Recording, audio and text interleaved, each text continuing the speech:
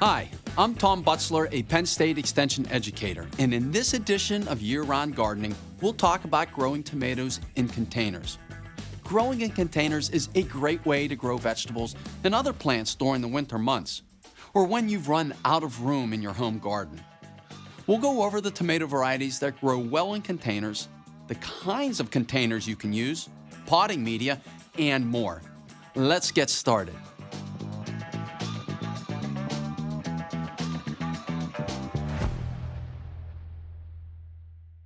Tomatoes are one of the most popular container vegetables to grow, second only to herbs.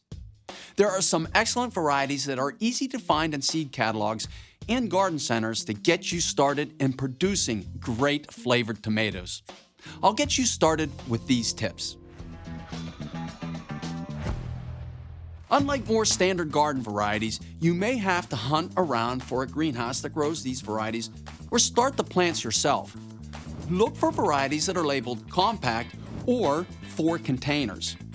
Larger garden varieties, even those considered determinate, will simply get too tall for a container and require excessive support. Unfortunately, only a few varieties have required no support. Use at least a 14-inch pot to make sure it can contain the growth, but larger is better. Growing in larger pots gives the plant more capacity to get larger and produce more fruit. Larger pots also hold more root mass and water, which helps a lot when the days get hot and plants continue to grow, increasing their water needs. Using only potting media that is labeled for larger pots, a good mix be one that has composted pine bark blended with peat moss and perlite.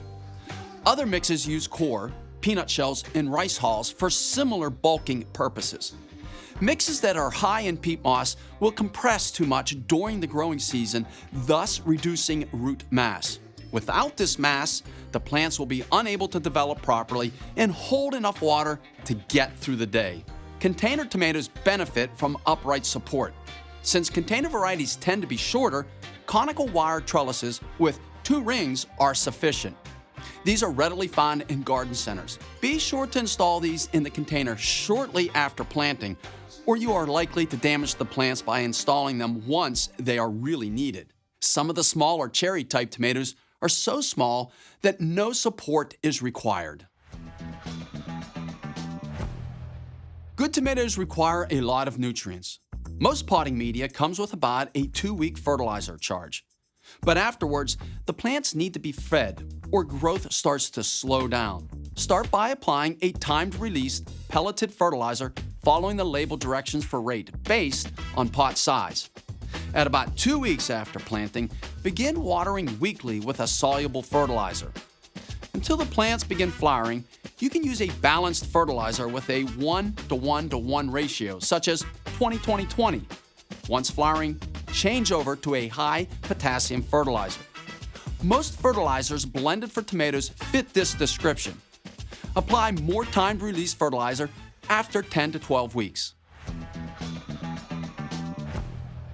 While insects are seldom a big problem on tomatoes, diseases are common when growing during humid summers.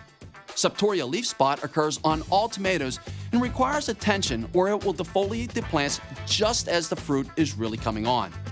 This disease is very easy to diagnose. It starts as scattered speckles or lesions on the lowest leaves. Then the speckles become larger and more numerous and spread upward, eventually leaving dead leaves behind. Without these leaves, the plant cannot produce sugars and the other compounds that go into creating flavorful fruit. Eventually, Septoria leaf spot will kill the plant outright. From the first flower buds, apply either daconil and funginil or copper solutions weekly. If the weather is dry, you can reduce fungicide applications to every 2 weeks. Harvest your tomatoes as they ripen completely. This timely harvest allows the plant to move resources to other fruit. Never leave rotten or overripe fruit on the plant as they will degrade other fruit. For the best flavored fruit, leave them on the vine until fully colored. When growing outdoors, harvest any fruit that looks even somewhat ripe at the first sign of frost. Toss the plant or cover the plant with row cover during cool periods. The row cover will increase the heat and protect the plants from frost until it gets below 25 degrees Fahrenheit.